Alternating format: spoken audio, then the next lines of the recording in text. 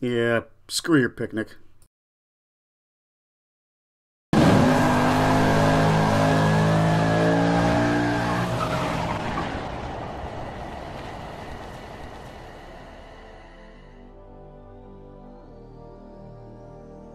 Skywarp 72 with Cruisers Gaming, and it's no secret, the Forza Horizon 4 demo is out and here, and the reviews are overwhelmingly positive.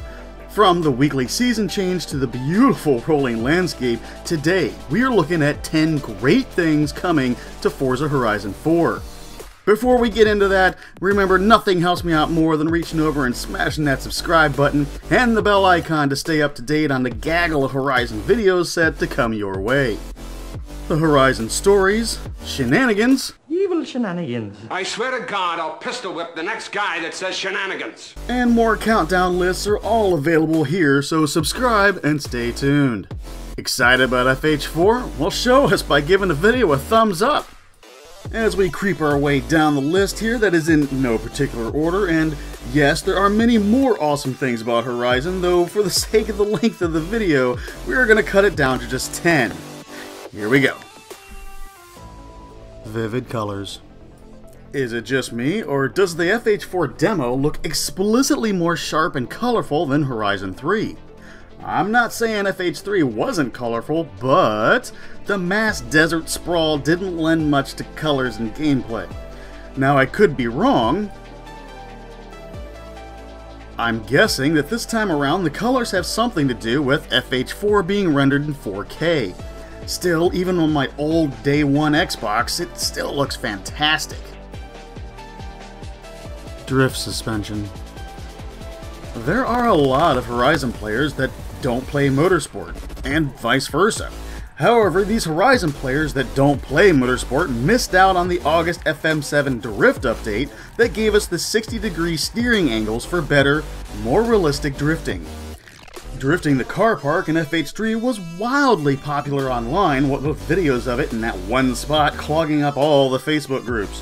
Playground Games realized this and then nabbed the drift suspension for all to enjoy in FH4. With the popularity of drifting in FH3 surpassing the circuit racing, they have also ghosted all the traffic cars in drift zones in FH4, showing us that Playground Games might actually be listening to us. Speaking of crazy popular stuff from FH3, the drag racing at the airport also toppled circuit racing in popularity as well. Even if it did create the dreaded V12 swap debate. I even made a video on that as well. I'll link it to the end of today's video. V12 and other motor swaps aside though, there are countless Facebook groups and in-game clubs dedicated to the drag racing scene. Again, with Playground Games having an ear to the ground, there are now multi-lane drag strips at each Horizon hub, with kind of functioning Christmas trees.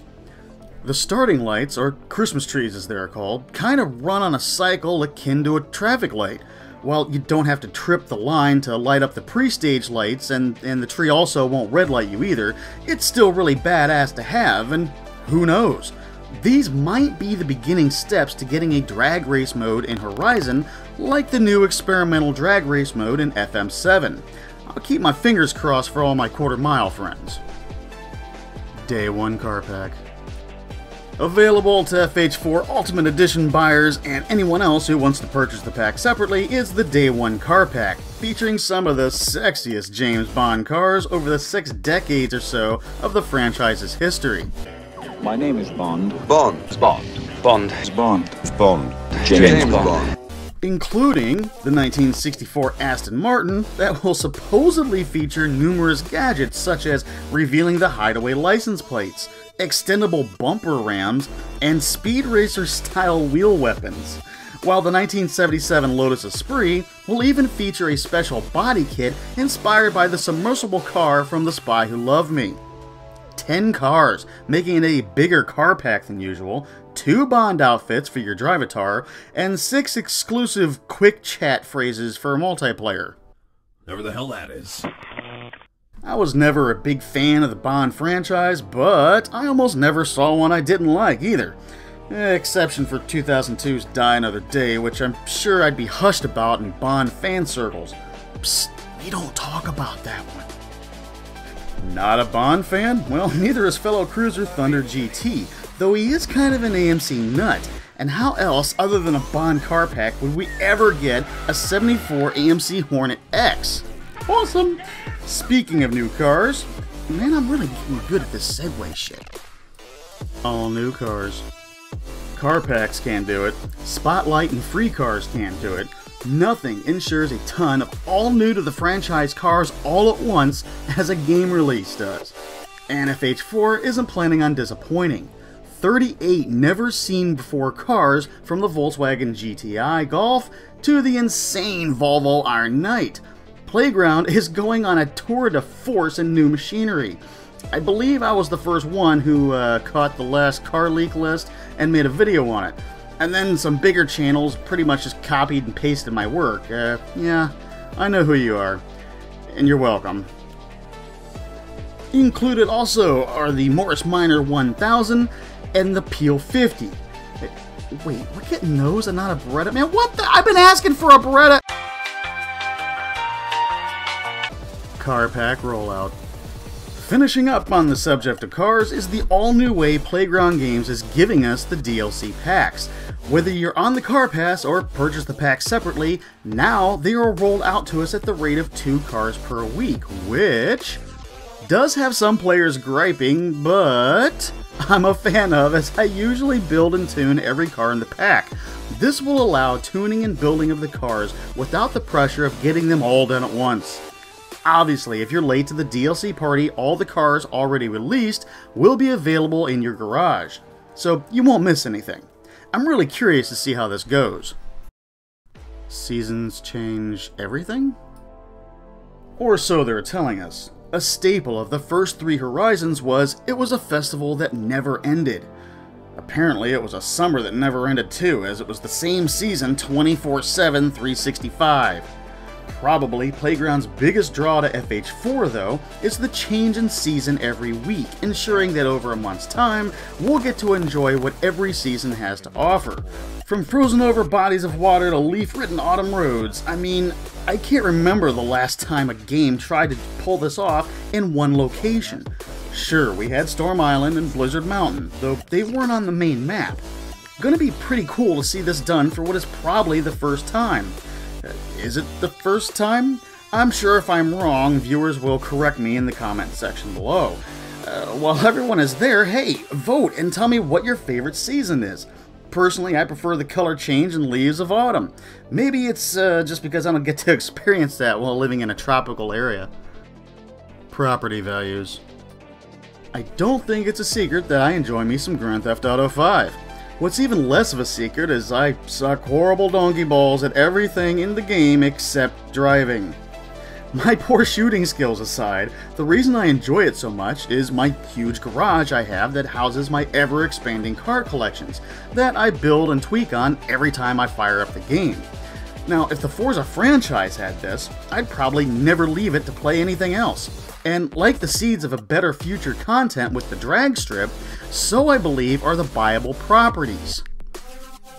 The last I heard, there are 14 of them strewn across the map, and now you can use these properties to do everything you did before at the festival garages, like paint, tune cars, and even enter the auto show to buy new cars. While it's not available in Forza to put all your cars in one garage and view them sitting next to each other like GTA 5, this is hopefully the precursor to that very feature being available in future Horizons. Keeping my fingers crossed for that one as well. Realistic roads. During live streams from Playground, they boasted several times that the roads in FH4 were going to be more realistic. This was apparent from the demo on, with road construction and minor potholes and bumps.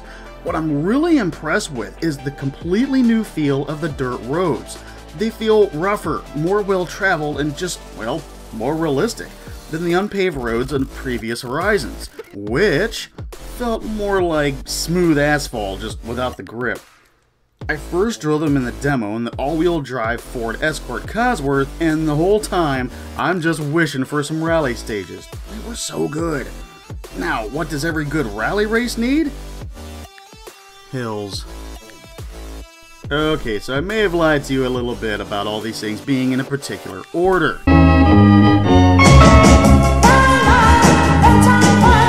So to make up for it, I'll give you my honest opinion on the Last Horizons map.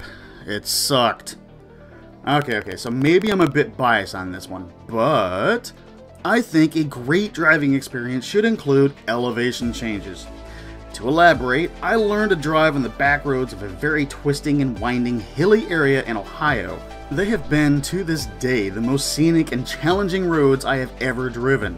So the map on FH3 to me was as boring and flat to me as a syrupless pancake. Oh, God damn it. I am all that is man.